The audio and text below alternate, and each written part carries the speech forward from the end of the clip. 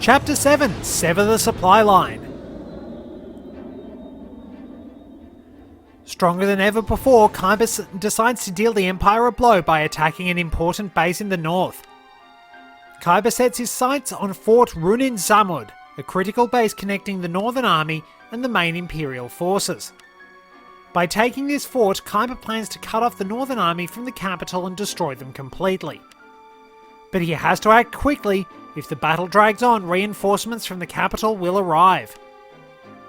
Red 2 standing by, all 4 lit and in the green. Welcome back to YuGiOh the Falsebound Kingdom. We have been faring pretty well, all things considered. I'm going to give Bones a bit of a break and get Rex in there to Rex House, haha.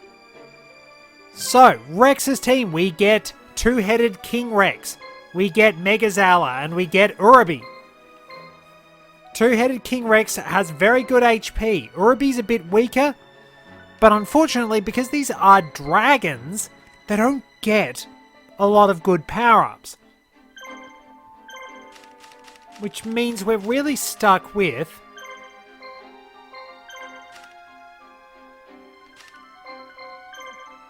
Dragonic Attack and Deal a Phantom.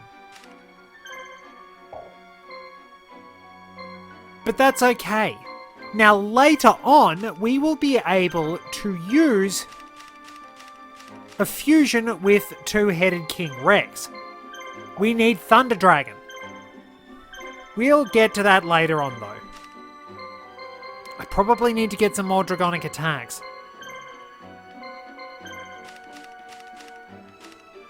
So there we are, Rex's team is set up, at least his attacks can't miss. I'll take Rex with me. And yeah, things are going pretty smoothly, all things considered for the team. It's been really, really good. Absolutely loving how well Robotic Knight is doing, one of my favourites still. And Dragon Zombie hasn't got the ability to poison yet, which is a bit sad. Now, I believe that Spinning Dynamite Punch will eventually gain the ability to decrease an opponent's action points, or at least have a chance to. They're both Castle Adept. No, these teams are actually going pretty well. So, now I believe Rex's team is mostly Wasteland Adept. And Uraby is at home in the fields. Now, I have to do a little bit of reading up, because there is a monster that's a pain in the ass to get, which is why I'm going to actually reconfigure Kaiba's team a little bit.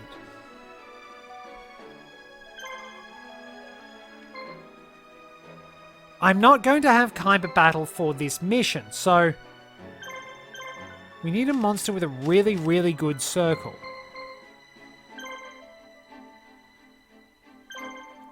Curse of Dragon would probably do.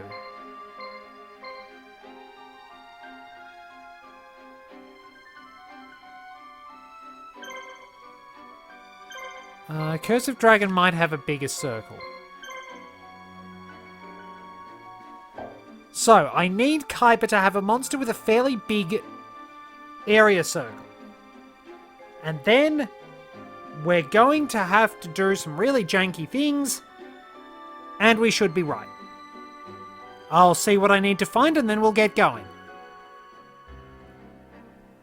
The leader of the guard unit at the fort, Nethel, is a known coward. He's already dispatched a messenger asking for reinforcements. If his reinforcements get here before we can take the fort, we'll be flanked on both sides and surely lose. In that case, we'll have to surround the fort and take it as quickly as we can. Exactly, we have to be as swift as possible. So, we want to send Kaiba all the way up here. Let's get...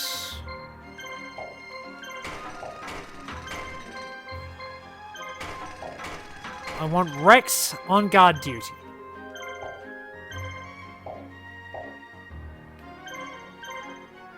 I do specifically have to send Kaiba. That's not quite as big a circle as I thought. Okay, that's a flyer for some reason. Actually, Mokuba, get on guard duty. Rex, wait for the next one. So we have to send Kaiba up north because, well, it's a pain in the ass actually finding this, and it has to be with Kaiba. Time is of the essence. The monster we're going to find is Moisture Creature, and it's one of the most annoying. It is the most annoying to find. You wouldn't... Can I move the camera? I don't want to be staring at Cyber Soldier's fat backside. Thank you. Rightio, let's give Ryukushin Powered a good shock. We'll have it down in no time. And more flamethrowers. They really don't like Blackluster Soldier. Frequent target, but... So I think this is the only time we actually wind up encountering this particular area too. Some areas only appear in Yugi's story, some areas only appear in Kaiba's story. Some, of course, are mutual exchanges. Like, they'll show up in multiple stories. Like, Mariarden is chapter 10 of Yugi's story, but it's the first one of Kaiba's story. Obviously at different points in time. Well, basically we'll just cut our way past these flame-throwing fools. And, yeah, I suppose good thing to talk about would be timed missions. Always a bit of a nuisance. Not really a big fan of missions in games that really force you to rush, because they're usually combined with a whole lot of other irritating elements that cause you to make a lot of mistakes. Like, it's part of the reason why I hate auto-scrollers. Most auto-scrolling levels are designed in such a way that you could beat them if you got to move at your own pace. But you don't. You have to drag along like an absolute tortoise with the pace the game wants to set. And quite often you'll have to wind up doing things like getting past extremely precisely timed obstacles under incredible pressure. You might be able to make the jump, but you've got to deal with some random enemy that keeps getting in the way. You might have an advancing wall of doom. You might have a ridiculously short time limit. Packing all those things, all those annoying elements into auto-scrollers usually doesn't help.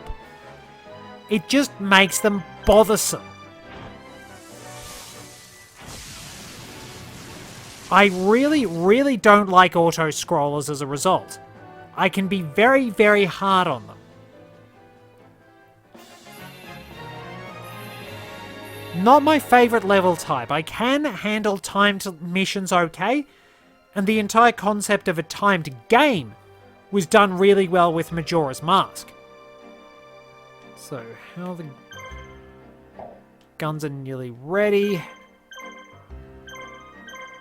Let's get Weevil out to face the next one. So those two teams are the same. Nobody else has got warriors.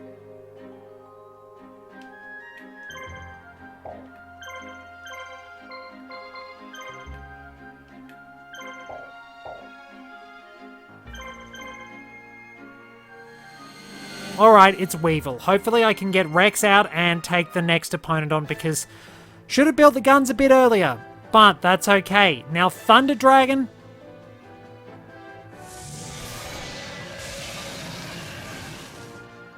Yeah, there was a thing I was going to point out about Thunder Dragon. I have always been adamant that its attack sounds a bit, not exactly, but a bit like the scream of a TIE fighter. That was probably just me as a kid thinking it. I still think it does. And there's massive whiplash on that Blackland Fire Dragon. And let's laser everything again. You basically get a free attack on a target. You use 2 AP to hit 3 enemies. Pretty good if I do say so myself. Yeah, I just like Hercules Beetle in this game. It's solid. We'll cut that apart.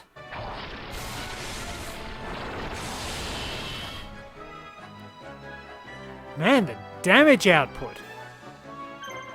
And then insect fire cannon. Damn it, it missed. Oh well, I suppose that's what you get sometimes. See, it's weird that Thunder Dragon actually counts as a flying monster. It's very slow, but it does, for some reason, count as one. Well, we hit, but minimal damage, but we can cut them apart now. So, beautifully handled. Most of these enemies aren't very strong. Even now, they're not that much of a challenge. We'll get a bit better later. If I had a good team of warriors, I'd tear them apart. But yeah, mostly this is about getting those new monsters. So, I'll have to get moving on another set, and after this, we can wind up putting in the profiles. So we know what the next battle is. Rex can take care of that, and I'll get looking for monsters. Garuzus made its international debut in Tournament Pack 2, reappearing in Legendary Collection Joey's World. In Japan, it debuted in Booster 6 and followed that up with other booster re-release sets. Now, Garuzus may be classed as a beast warrior, but it does indeed look like a dragon, which is a trait it shares with Rude Kaiser. Interestingly, the two are near identical. Rude Kaiser has 100 more defense, but as a bit of trivia, Garuzus was the first non-Earth beast warrior monster. It can be a formidable foe in this game, as you'd expect from a lot of monsters, but once again, this is really a case of outclassed on arrival, only good as a curiosity when it comes to the card game, which is a little bit sad. Mountain Warrior has never made an international appearance. In Japan, it debuted and made its only appearances in the starter box and its theatrical release. Now, I actually own a copy of this card. That's really not saying much in all fairness, but I have it as a curiosity. The starter box in which Mountain Warrior appeared is one of the earliest starter decks in the entire card game, and it has not been reprinted since that deck's widespread release on March 18th, 1999. Maybe Mountain Warrior is worth something as a result of this? Who knows? I mean, there's really not that much else to say. In the card game, Mountain Warrior is pretty crap. Should get reasonable AP in this game and might do okay on some stats, but it's still not that good. Hold it right there. You can't go through here. Leave your Toll and be on your way. So, we've found some of the roaming monsters. Apparently Mountain Warrior is a good mook around these parts. This time we will actually earn it, and we're also in a battle with Garuzus, which Joey has used. So, wow, they're actually fairly high level. But the HP is not great. Wait, is Dark Rabbit Forest? I think Dark Rabbit is actually Forest Adept.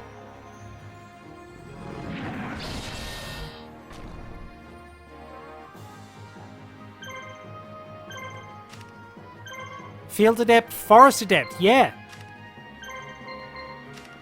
Mountain, Forest and Field, huh. Okay, not too bad. So we're up against some fairly tough opponents, but Pegasus' team is pretty good. Mountain Warrior is... well, it's a letdown. And it's a bit of an advantage that Pegasus' team has pretty good HP. So we should be able to handle this fairly easily. I mean, we're, close to level 40? And we've got more HP than Garuzus. And Mountain Warrior is just doing stuff. Gotta have the last word. Always gotta have one last spite. Thank you. Really not interested in your crap today, Garuzus. And Mountain Warrior is not much chop. Alright. You might be good with clubs, but what do you like at boxing? Haha.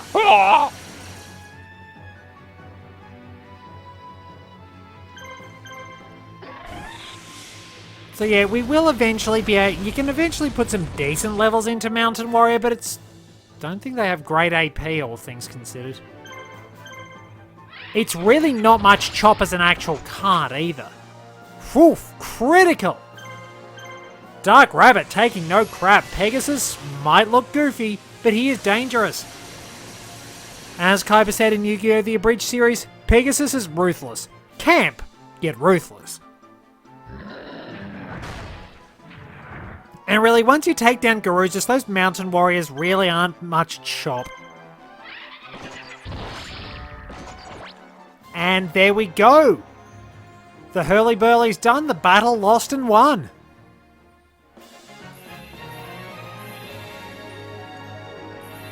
And good experience for Pegasus team. Let's get him back to base, just in case. I know that rhymes, it really shouldn't. Rocco Grotto No. 2 has never had an international release. In Japan, it debuted and made its only appearance in the starter box and its theatrical release. Now, Rocco Grotto No. 2 is not actually connected to No. 1 in terms of name and appearance. It's closer to the monster named Stone Ogre Grotto in art, and its Japanese name is War Earth. It shares this trait with the Flying Kamakiri and Darkfire Soldier monsters. Rocco Grotto No. 2 has slightly less attack but more defense than No. 1, and nearly as much defense as Stone Ogre Grotto. It's not exactly horrible then, but it is also not very spectacular either. It's mostly the name and art connections which are interesting, but otherwise it's just a bit of a forgettable monster from the very early days. Luna Queen Elzame, like Rock Ogre Grotto No. 2 and Mountain Warrior, has never had an international release, and it debuted and made its only appearance in the starter box and its theatrical release. Like them, I actually own this card. Now, Luna Queen Elzame is apparently protected by the moon, but if its defense is anything to go by, the moon isn't pulling its weight. Its artwork counterpart Maiden of the Moonlight got a much better deal out of things, so you're not going to get any spectacular Sailor Moon stuff from this.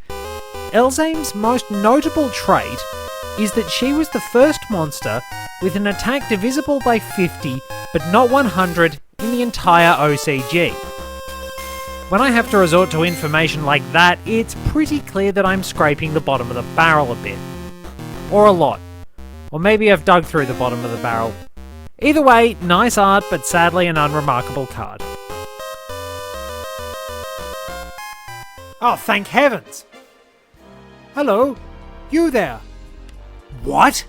Who are you? Oh, thank goodness. Finally, someone I can talk to. I am, well, how can I say this? From another planet. My name is, well, just call me Moisture. I came to Earth to extend the hand of friendship, but I had some trouble with my spaceship and somehow ended up trapped in this primitive computer program. So you're saying that you're not just another game character? That is correct. I am like you. How do you say? My existence is real. Although this place isn't too bad, I do have an important mission to carry out. I cannot stay here forever. I must find a way out. That being the case, I thought to offer my help to you. Your help? Yes, you are what they call a marshal in this world, are you not? I appear to be classified as some kind of monster. So by fighting for you, I'd actually be working on a way out of this world. You scratch my back and I'll scratch yours. What do you say? Alright, let's give it a try. Thank heavens, Moisture Creature is a roaming random encounter. It's a pain in the butt to find. So now with that done, Nephil has the same team Etos did, if I remember correctly. Labyrinth Ruler, you want to get moving on that? Hopefully we're not going to run into reinforcements. Moisture Creature made its international debut in Pharaonic Guardian, and in Japan it debuted in their similarly named set. Now Moisture Creature, oh, it is a right pain in the ass to find, as my commentary has probably mentioned. Once you do actually find this thing, you specifically must find it with Kaiba, no one else. It is a powerful ally. While it does have only 1 AP initially, it comes with level 5 magic right off the bat, so you can use that to cast Raigeki. In the card game, you can offer 3 monsters as tributes instead of 2, and Moisture Creature will destroy your opponent's spells and traps. It has a later counterpart of sorts, Guilford the Lightning, who could wipe out the opponent's monsters under the same conditions. Interestingly, Moisture Creature, which is a weird sort of goo-like thing there but presents as an alien in a spacesuit in the game, was the first level 9 monster which could be normal summoned.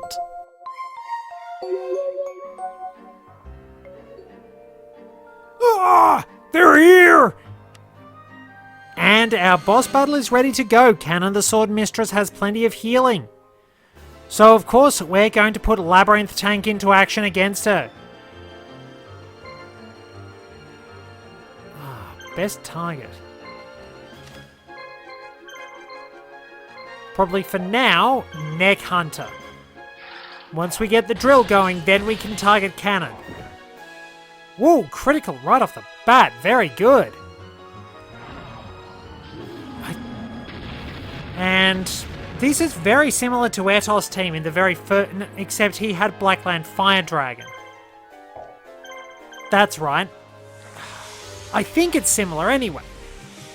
But if you actually find Moisture Creature early, the trick is it must be Kaiba. You must send Kaiba to Sweet.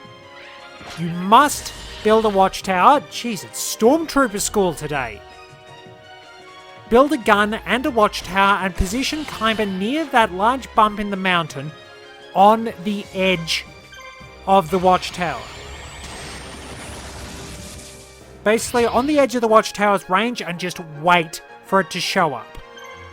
Eventually, Moisture Creature will show up, as you've seen, and you will have a new ally for your army. Now, it's worth noting, Moisture Creature, at the start, has 1 AP. That's right, 1. But, geez, it really is Stormtrooper school. The big advantage of Moisture Creature is, off the bat, level 5 magic. Probably looking for Labyrinth Tank to hit Cannon and finish her off. So basically, that 1 AP, give it a deal of Phantom. You can drop Raigeki. Just no questions asked, Raigeki off the bat. And it's a spirit, so it gets access to some really good equipment too. So yeah, don't underestimate Moisture Creature. It will wind up with about 3 AP, all told, but it's still a pretty good monster. It's going to be very serviceable. Just, it's a little tricky to use, but when you get it, it's definitely worth it if you know what to do.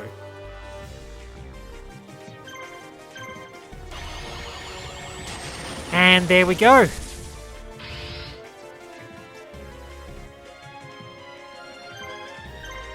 So we have almost finished the enemy off. This one actually went super smoothly.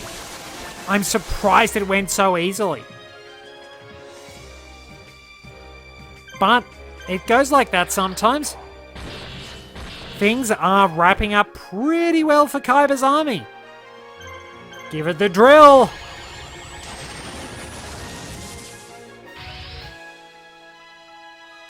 You know the drill. Labyrinth Tank is just too good.